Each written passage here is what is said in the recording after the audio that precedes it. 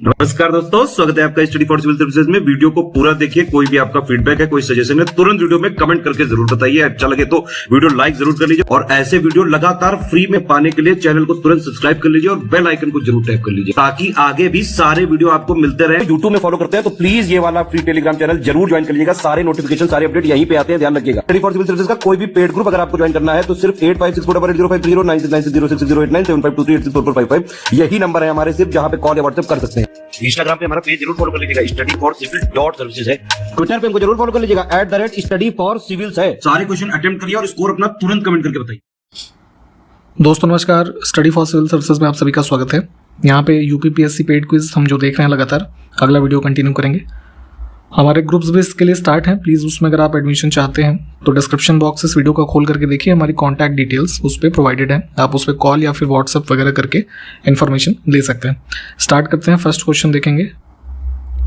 कहा गया है तवा किस नदी की सहायक नदी है? ट्रिब्यूटरीज की लिस्ट पढ़ा करिए, खास करके जो मुख्य नदियां हैं, बड़ी नदियां भारत की, उसमें से ही एक है तवा रिवर, जो कि ट्रिब्यूटरी है नर्मदा की। ठीक है, नर्मदा की सबसे बड़ी ट्रिब्यूटरी है। और अगर बात करें तवा की तो ओरिजिन होता है इसका सतपुड़ा रेंज में और नर्मदा में जो मिलती है होशंगाबाद डिस्ट्रिक्ट के आसपास। ठीक है,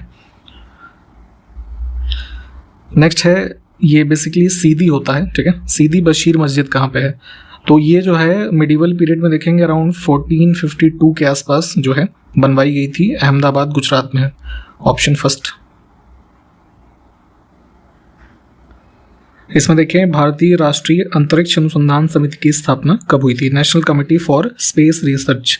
तो स्पेस रिसर्च की जो नीड थी, है ना, हमारे अर्ली डेज ऑफ इंडिपेंडेंस में, उसको रिकॉग्नाइज करने के लिए, उस दिशा में कार्य करने के लिए डिपार्टमेंट ऑफ एटॉमिक एनर्जी के अंतर्गत इसकी स्थापना हुई थी। ठीक है, 1962 में। इसमें देखें निम्नलिखित में से किस प्रकार के जो वन लिखे हैं यहाँ पे, है ना, उसमें प्लांट डाइवर्सिटी बहुत होगी। तो जितने भी एवरग्रीन फॉरेस्ट के एग्जांपल हैं, खास करके इक्वेटर के पास, यहाँ पे आपको डाइवर्सिटी देखने को मिलेगी। पानी की उपलब्धता एक्चुअली ज़्यादा होती है, एक ये सबसे बड़ा कारण होता है।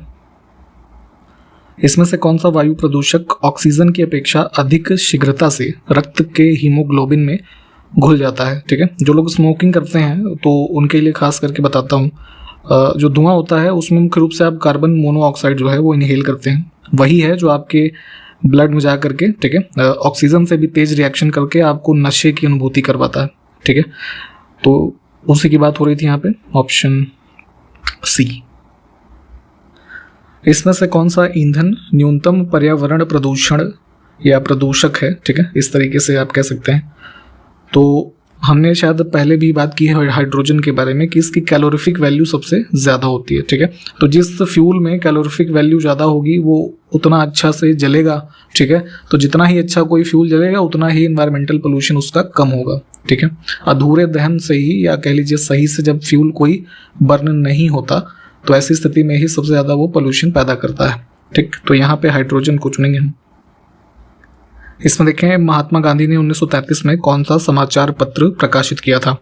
तो जैसे कुछ इंपॉर्टेंट गांधी जी के द्वारा पब्लिकेशन से स्टार्ट किए गए, जैसे वीकली न्यूज़पेपर इंडियन ओपिनियन को स्टार्ट किया था इन्होंने साउथ अफ्रीका से 1903 में। ठीक है, इसके बाद 1919 में 2 वीकलीज जैसे स्टार्ट किए थे इन्होंने, यंग इंडिया और नवजीवन। ठीक, और यहाँ पे जैसे हरिजन जो है इसकी स्थापना हुई थी 1933 में। ठीक, तो इन सब को ध्यान रखेंगे, ये सब पूछे जाते हैं घुमा फिरा के। इसमें कौन सा युग्म सुमेलित नहीं है? तो जैसे कुछ केव्स के रेफरेंस में और वर्तमान का जो स्टेट है वो यहाँ पे पेयर है, तो नागार्जुन हिल ये गलत हो जाएगा। ठीक है, वेस्ट बंगाल नहीं, जैसे हैदराबाद एसोसिएट कर सकते हैं आप इससे।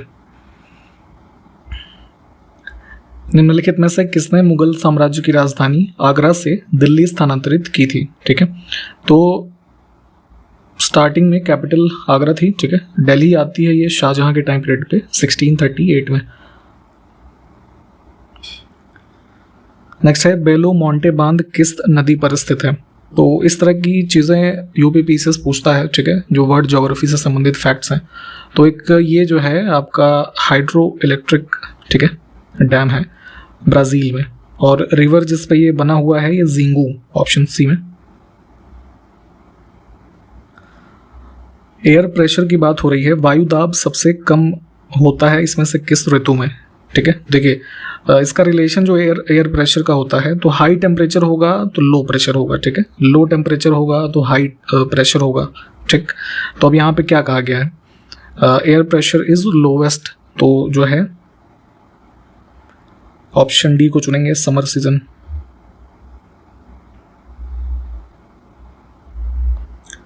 निम्नलिखित में से किसका संबंध संयुक्त राष्ट्र संघ से नहीं है, तो यूनाइटेड नेशंस ग्रुप के जो मुख्य बॉडीज हैं, ठीक है, उसकी अगर हम बात करें तो जैसे सबसे प्रमुख जनरल असेंबली, ठीक है, international court of justice, trusteeship council है, सेक्रेटेरिएट है, इसके अलावा क्या बच गया, इकोनॉमिक एंड सोशल काउंसिल है, ठीक है।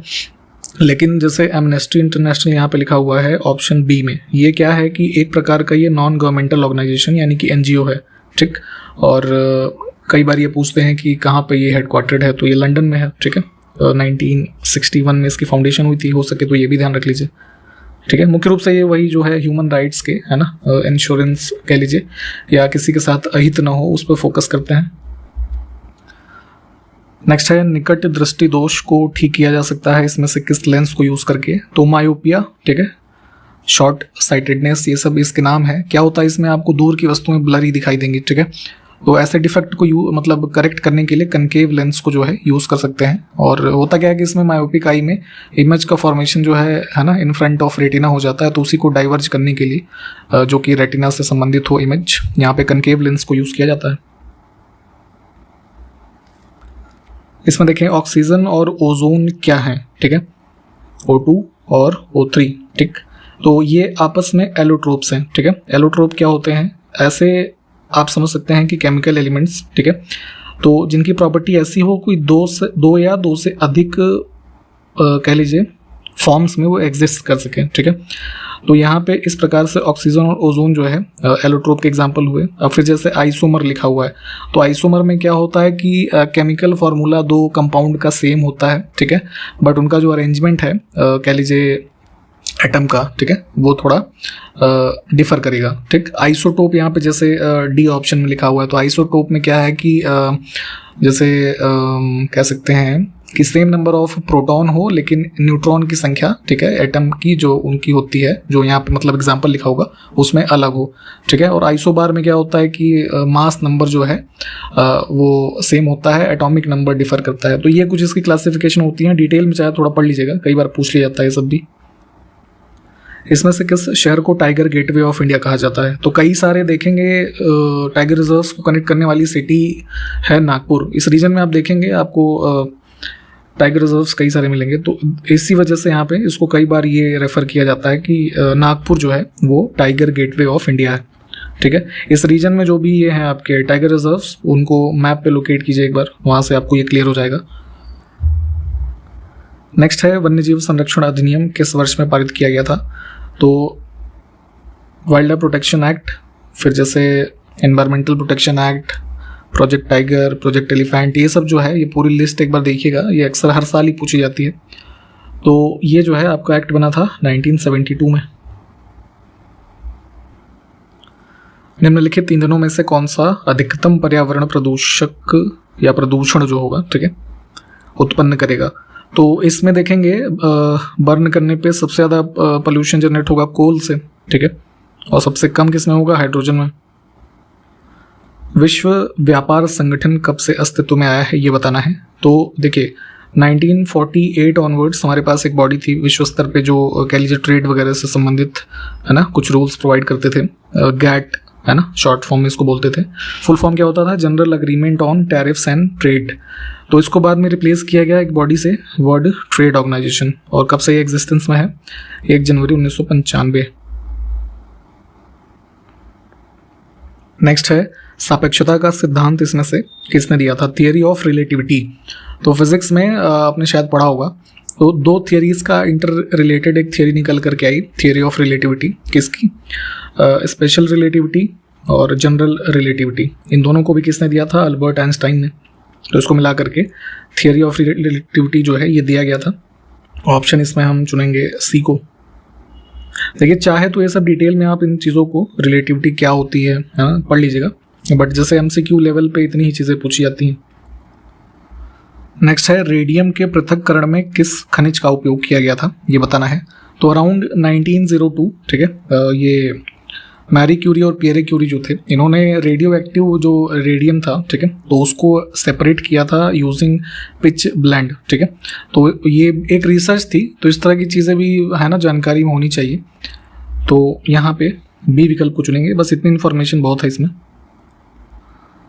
नेक्स्ट है, इसमें देखिए गैल्वेनीकृत लोहे पर इसमें से किसका लेप होता है। तो आयरन के ऊपर एक कोटिंग की जाती है जिंक की, ठीक है, इसको गैल्वेनाइजेशन कहते हैं, मुख्य रूप से जो रस्टिंग वगैरह की घटनाएं हैं उससे बचाने के लिए, ठीक। फर्स्ट ऑप्शन को चुनेंगे। नेक्स्ट है, क्षेत्रफल की दृष्टि से अफ्रीका का सबसे बड़ा देश कौन सा है। तो इन टर्म्स ऑफ एरिया अगर हम बात करें तो अल्जीरिया जो है सबसे बड़ा देश है, ठीक है। विश्व में भी लगभग जो है वो 10वें स्थान पे है अराउंड ये, और मोस्टली इसका जो एरिया है अल्जीरिया का वो डिज़र्ट है, ठीक है। तो कौन सा डिज़र्ट का पार्ट है जरा आप ये कमेंट करके बताइए हमें। नेक्स्ट है, सैक्सोनी नामक कोयला भंडार किस देश में स्थित है। तो काफ़ी फेमस एक कोल माइन है, यूनाइटेड सैक्सोनी कोल माइन कहते हैं उसको, इसमें जर्मनी में। इसमें कॉकेकस राज्य में कौन सा देश जो है वो शामिल नहीं है। तो मैप में इसको देखिएगा, आपका जो ब्लैक सी और ये कैस्पियन सी के बीच का जो रीजन है, ठीक है, उसमें जो देश संबंधित हैं उसको कॉकेकस के नाम से जानते हैं। इसमें आर्मेनिया, अजरबैजान, जॉर्जिया है ना, साउदर्न पार्ट ऑफ रशिया कह लीजिए, ठीक है, ये सब है। इसमें यूक्रेन ऐड हो जाएगा। क्षेत्रफल की दृष्टि से अफ्रीका का सबसे छोटा देश, तो यहाँ अफ्रीका कॉन्टिनेंट मेन है, फिर मेडागास्कर आइलैंड है, उसी के ऊपर आइलैंड है सेशल्स। उत्तरी अमेरिका की सबसे ऊंची चोटी मैकिनले, ठीक है, इसको डेनाली के नाम से भी जाना जाता है, ठीक। तो यह किस पर्वत श्रेणी पर स्थित है।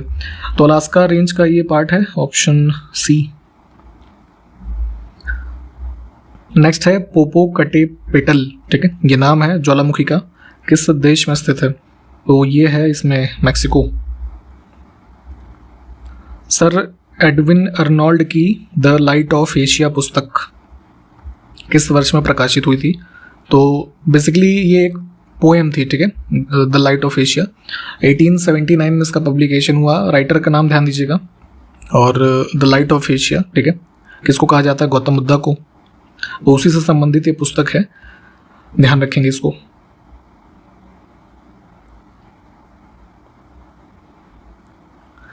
विभिन्न प्रकार के कांच निर्माण में प्रयुक्त होने वाला मुख्य घटक कौन सा है।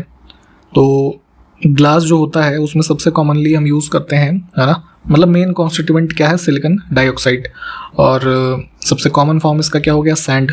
तो यहाँ पे सिलिका को चुनेंगे। वुड बफेलो राष्ट्रीय उद्यान इसमें से किस देश में स्थित है। तो जो है लार्जेस्ट नेशनल पार्क है कनाडा का, ये ऑप्शन बी। नेक्स्ट है, कनाडा की सलिवान खान इसमें से किसके लिए प्रसिद्ध है। तो कनाडा में इधर जो है इसमें ब्रिटिश कोलंबिया रीजन जो है, यहाँ की एक फेमस माइन थी, अब उतनी ऑपरेटिव नहीं है, पहले काफ़ी फेमस थी लेड, जिंक और सिल्वर के लिए, ठीक। नेक्स्ट है, किस देश की उपजाऊ भूमि को रेवेरिना कहा जाता है। तो ये क्या है, बेसिकली एक प्रकार का रीजन ही है, ठीक है, जिसमें सॉइल फर्टिलिटी काफ़ी ज़्यादा है, और ये मेजर एक फ्लड प्लेन है किसका, ऑस्ट्रेलिया का। तो बी विकल्प को चुनेंगे।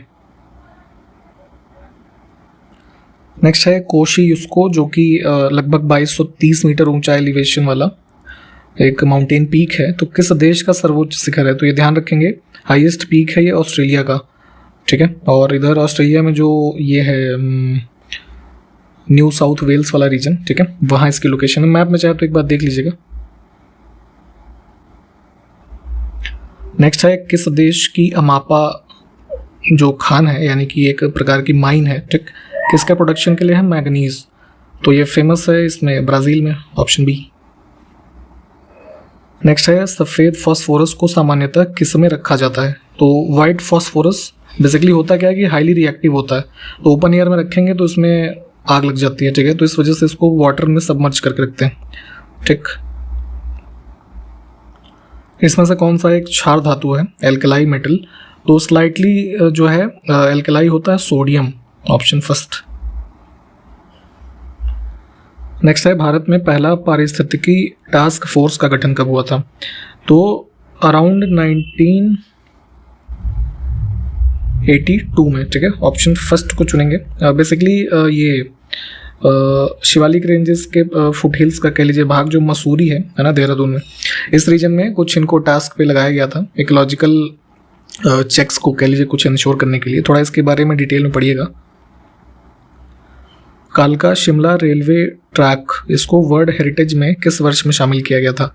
तो लगभग 100 किलोमीटर से ज़्यादा का एक ओल्डेस्ट रेलवे ट्रैक है हमारा हिमाचल प्रदेश में। ये मतलब वो नैरो गेज पे बना हुआ है, ठीक है। तो पब्लिक यूसेज के लिए ब्रिटिश टाइम पीरियड पे अराउंड 1903 में खोला गया था, ठीक है। टूरिस्ट जो जाते हैं कई सारे लोग वहाँ पे, उसका भी एक ये बहुत अच्छा अट्रैक्शन है उनके लिए। तो इसको जो है इसमें यूनेस्को के इसमें हेरिटेज में शामिल किया गया था जुलाई 2008 में, ठीक। अभी रिसेंट अपडेट ये है, आपने शायद देखा हो, काफ़ी लैंडस्लाइड हुआ, ठीक है।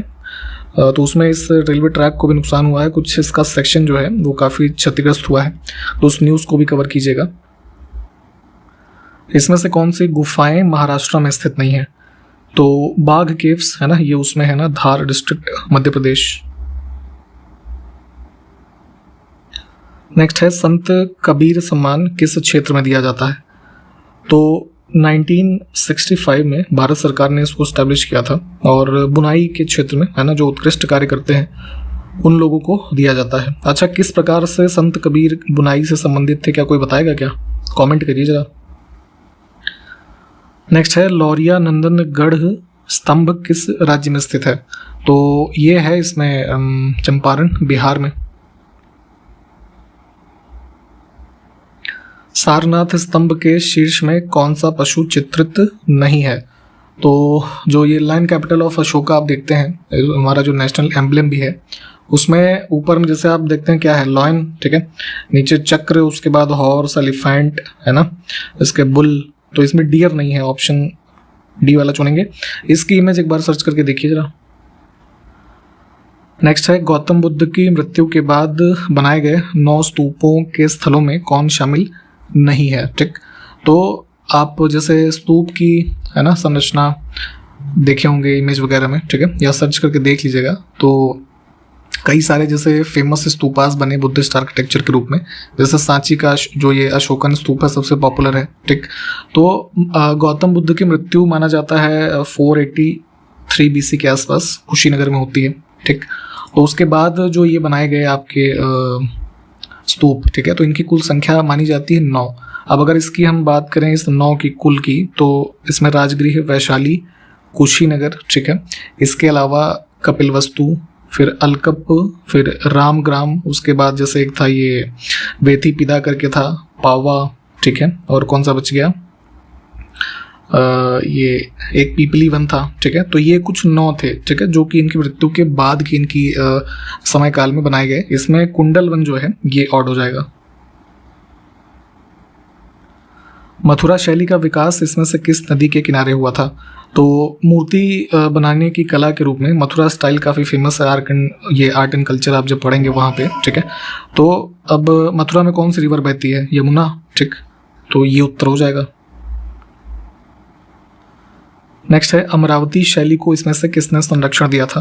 तो आंध्र प्रदेश का जो रीजन है उस टाइम पे, एंशिएंट टाइम में देखेंगे तो सातवाहन शासकों के टाइम पे ये इनकी जो है कैपिटल होती थी। और इसी unique type of art form जो है ये काफ़ी इसका मतलब विस्तार हुआ इस काल में, ठीक। तो सातवाहन रूलर्स ने ही जो है इसको संरक्षण प्रदान किया। फर्स्ट विकल्प को चुनेंगे, ठीक है। और इसी के साथ यहाँ पे इस वीडियो को भी हम समाप्त कर रहे हैं। जो क्वेश्चंस पूछे गए हैं प्लीज़ उसको कमेंट कीजिए। इसको कंटिन्यू करेंगे अगले वीडियो में। तब तक के लिए नमस्कार, जय हिंद।